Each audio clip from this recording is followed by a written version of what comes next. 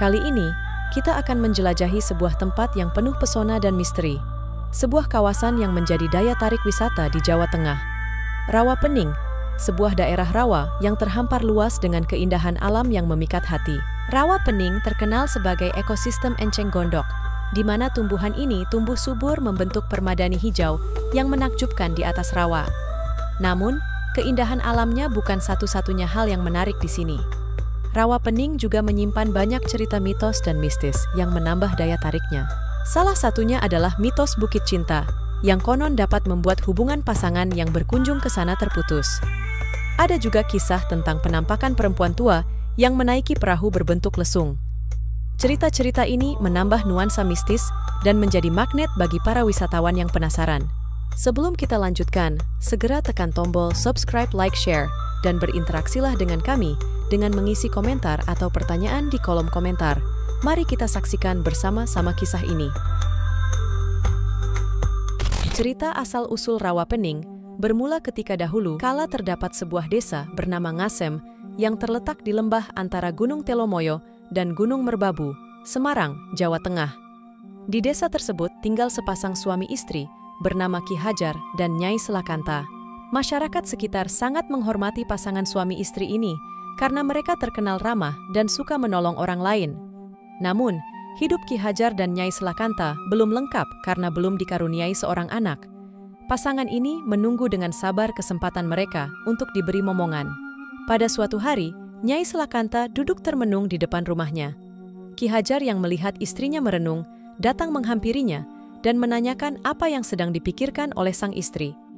Nyai Selakanta menyampaikan kepada Ki Hajar bahwa ia ingin memiliki anak. Ki Hajar yang mendengarkan keinginan istri tercintanya ini, kemudian meminta izin untuk bertapa kepada istrinya. Ki Hajar kemudian pergi ke lereng Gunung Telomoyo untuk bertapa pada keesokan harinya. Nyai Selakanta menunggu suaminya dengan sabar sampai suaminya datang kembali dari pertapaannya. Legenda Rawapening selanjutnya adalah ketika Baru Klinting lahir. Secara tiba-tiba, Nyai Selakanta merasa mual dan kemudian muntah-muntah. Ia berpikir bahwa saat itu ia sedang hamil. Dugaannya benar dan semakin hari, perut Nyai Selakanta semakin membesar. Setelah mengandung 9 bulan lamanya, tibalah hari untuk melahirkan. Alangkah terkejutnya Nyai Selakanta melihat anak yang ia lahirkan. Nyai Selakanta melahirkan seekor naga. Anak tersebut kemudian diberi nama Baru Klinting, yang mengambil nama dari salah satu pusaka suaminya. Meskipun Baru Klinting memiliki wujud naga, ia dapat berbicara layaknya manusia. Nyai Selakanta terheran-heran saat melihat keajaiban ini. Pada dasarnya, Nyai Selakanta merasa malu ketika melahirkan anak berwujud seekor naga. Ia berencana untuk membawa Baru Klinting ke Bukit Tugur, supaya jauh dari para warga.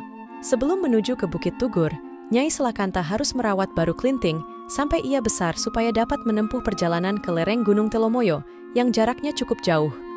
Nyai Selakanta merawat Baru Klinting tanpa sepengetahuan warga sekitar.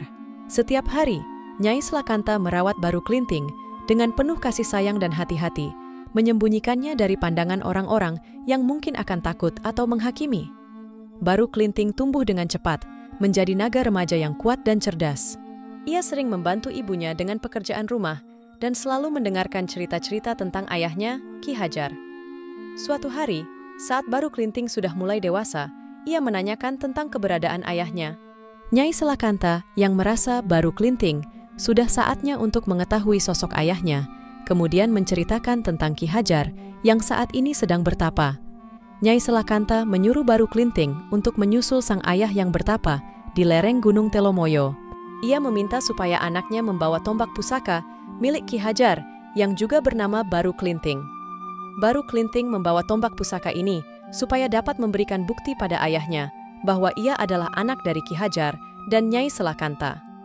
Legenda Rawapening kemudian berlanjut ketika Baru Klinting bertemu ayahnya. Baru Klinting kemudian berangkat menuju lereng Gunung Telomoyo untuk bertemu Ki Hajar, ayahnya. Ia kemudian melihat seseorang sedang duduk bertapa dan langsung bersembah sujud di depannya. Ia menjelaskan bahwa Baru Klinting adalah anak dari Ki Hajar dan Nyai Selakanta. Tentu saja, Ki Hajar tidak percaya jika ia memiliki anak berwujud naga. Baru Klinting kemudian menunjukkan tombak pusaka, dan Ki Hajar mulai sedikit percaya, tapi belum secara sepenuhnya. Ki Hajar kemudian menyuruh Baru Klinting untuk melingkari Gunung Telomoyo. Hal tersebut dapat dilakukan oleh Baru Klinting dengan mudah berkat kesaktiannya. Ki Hajar akhirnya percaya bahwa naga tersebut adalah anaknya yang lahir dari rahim Nyai Selakanta. Ki Hajar kemudian memerintahkan anaknya untuk bertapa di Bukit Tugur supaya tubuhnya berubah menjadi manusia seutuhnya. Baru Klinting pun mematuhi perintah ayahnya dan pergi ke Bukit Tugur. Ia menjalani tapa dengan tekun, berharap suatu hari akan bisa hidup sebagai manusia normal dan kembali ke pelukan keluarganya. Di sisi lain, terdapat suatu desa bernama Desa Patok. Menurut legenda Rawa Pening, desa ini sangat makmur, tapi para penduduknya memiliki sifat yang sangat angkuh. Penduduk berniat untuk mengadakan pesta sedekah bumi. Berbagai makanan lezat disajikan untuk menjadi hidangan bersama warga desa Patok. Warga desa kemudian pergi berburu ke Bukit Tugur. Mereka melihat seekor naga yang sedang bertapa. Naga itu sendiri adalah Baru Klinting. Para warga desa kemudian menangkap naga tersebut dan memotong-motong dagingnya yang lalu dibawa pulang ke desa. Daging naga ini kemudian mereka masak dan menjadi hidangan untuk pesta panen. Ketika warga desa sedang berpesta, datang seorang anak laki-laki yang penuh luka pada tubuhnya dan memiliki bau yang amis. Anak laki-laki ini adalah penjelmaan Baru Klinting. Baru Klinting bergabung ke dalam keramaian dan meminta makanan kepada warga, tapi tidak ada satupun warga yang mau memberinya makan. Bahkan, para warga memaki-maki dan mengusir Baru Klinting karena baunya yang tidak sedap. Baru Klinting yang merasa sakit hati dan terhina, pergi meninggalkan desa tersebut dengan hati yang penuh kemarahan. Dalam perjalanan, ia bertemu dengan seorang janda tua bernama Nyi Latung yang tinggal sendirian di pinggir desa. Nyi Latung kemudian mengajak Baru Klinting untuk ke rumahnya dan memberikan hidangan yang lezat. Baru Klinting yang melihat perilaku warga desa dan kebaikan. Nyi Latung merasa bahwa warga desa perlu diberi pelajaran. Ia meminta Nyi Latung untuk menyiapkan alat penumbuk padi jika mendengar gemuruh. Nyi Latung yang bijaksana dan penuh pengertian setuju untuk mengikuti instruksi Baru Klinting tanpa bertanya lebih lanjut. Baru Klinting kemudian berjalan kembali ke pesta panen tersebut dengan membawa sebatang lidi. Ia kemudian menancapkan lidi itu ke tanah dan meminta warga untuk mencabut lidi tersebut. Para warga beramai-ramai mencoba, tapi tidak ada yang dapat mencabut lidi tersebut. Baru Klinting kemudian mencabut lidi tersebut dengan sangat mudah. Seketika itu, suara gemuruh muncul dan menggelegar di seluruh desa. Air menyembur keluar dari bekas lidi tersebut ditancapkan. Semburan air semakin membesar sampai menimbulkan banjir besar. Penduduk desa berlarian berusaha menyelamatkan diri, tapi usaha tersebut gagal karena desa sudah tenggelam. Desa tersebut kemudian berubah menjadi danau yang kita kenal sebagai Rawa Pening.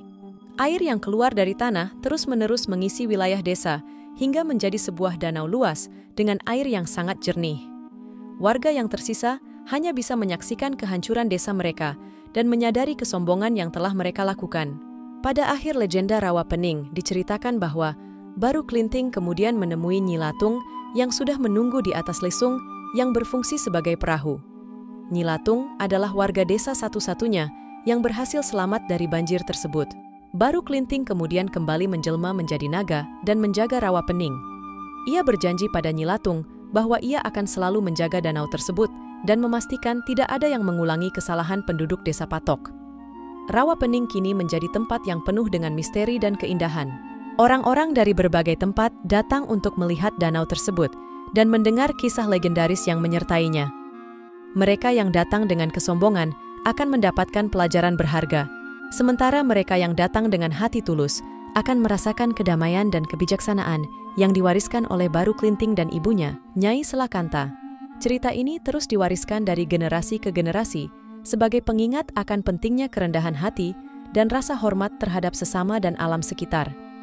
Legenda Rawa Pening mengajarkan kita bahwa kesombongan dan keangkuhan hanya akan membawa kehancuran, sementara kebaikan hati dan ketulusan akan selalu mendapatkan tempat di hati orang lain.